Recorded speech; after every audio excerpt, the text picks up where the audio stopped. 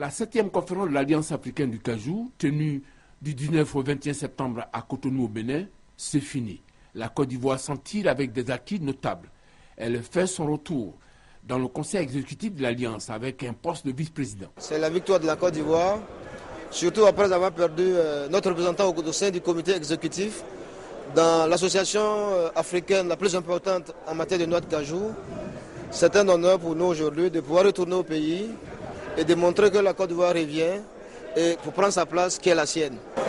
Notre agenda, nous devons avoir une réunion du comité exécutif pour définir un plan stratégique pour les 2 ans à venir, puisque le mandat c'est pour 2 ans. Et en fonction de ce plan stratégique biennal, je vais, avec les autorités de la filière ANACAD et les acteurs de la filière ANACAD et notre gouvernement, avoir des séances de travail pour définir un cadre stratégique pour le développement de la transformation en Côte d'Ivoire. Avant l'entrée dans l'exécutif de l'Alliance africaine du cajou, la Côte d'Ivoire a signé un accord de partenariat. Cet accord engage l'Alliance à mettre son expertise et les informations nécessaires à la disposition de l'ARECA, autorité de régulation du coton et de l'ANACAD.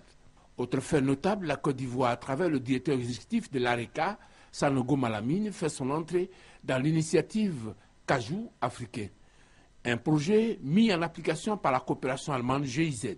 Sanogo Malamine compte mettre ses positionnements au service du développement du cajou en Côte d'Ivoire. Dans cette salle, le plus grand producteur de ERP, logiciel de gestion des entreprises, est là.